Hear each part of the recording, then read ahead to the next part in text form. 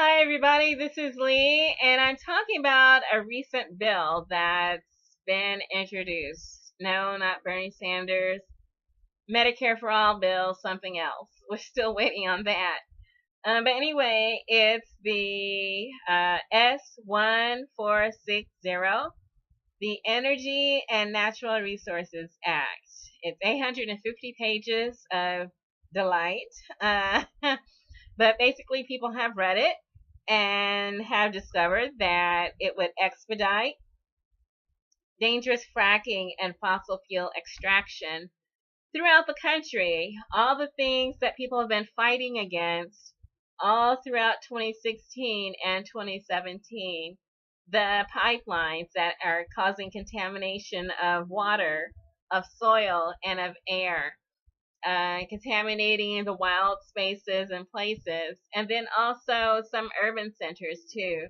The pipelines cross sovereign territory, cross farmland, cross streams and lakes, and protected wetlands, and then also contaminates the soil and the water all along the way, and then also sends dangerous air particles in the air, the fracking chemicals themselves, and then also the radioactivity like radon and uranium that are released, causing lung cancer to anyone in the vicinity.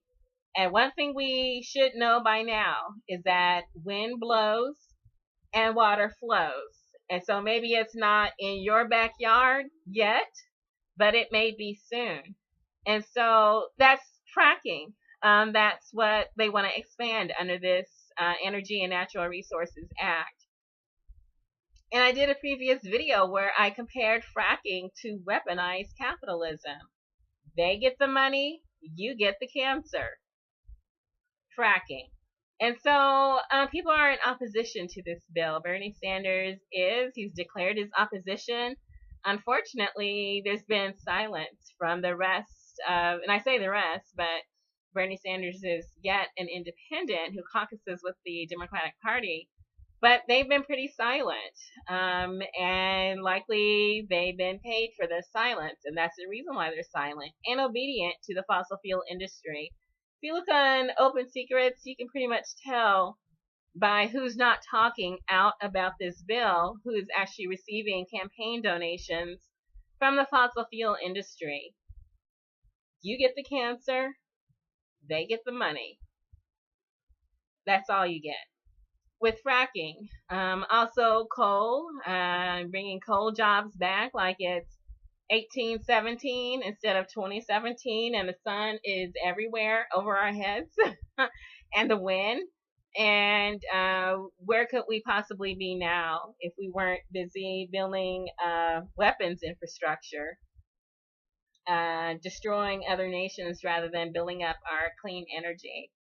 And so we've got coal, we've got fracking, we've got natural gas, we've got the fossil fuel industry weaponizing their capitalism against us, giving us cancer, and then taking money. When I say taking money, I mean tax money. Our money that we pay to our federal government, they are taking that in the form of subsidies. And that is a type of welfare that we are providing for this ancient, outdated, apparently unable to sustain itself industry that is creating a dirty and contaminated environment everywhere they go, and then exporting the product that they extract, meaning that we are not energy independent from what they do. We are instead infested with contaminants in the air, causing severe illnesses. That's what we get. We get death and destruction from these fossil fuel companies, and then they export what they extract, and then they get the profit. They get our tax money, they get the profit from the sales overseas, and they're good. And what do you get? Not a lot. So anyway, that's why Bernie Sanders is in opposition. It's very worrisome that there's so much silence from the U.S. Congress who apparently has no concern about public health and certainly not public wealth if it's not going into their pockets. But anyway, I'll post links to this discussion, a couple of articles, and then a link to the bill itself. And if you feel like reading 850 pages, if you got that stamina, and you can see exactly how a few conservation attempts at, conservatives trying to once again maintain the conservation mantle that they were provided by Theodore Roosevelt, but they've abdicated that. But now they're trying to recover it with a few bones here and there. But it does appear that the bill is a death bill, and it's encouraging fracking for years to come, entrenching that industry on the backs of taxpayers who could easily be paying taxes to solar and wind energy industries, which are viable.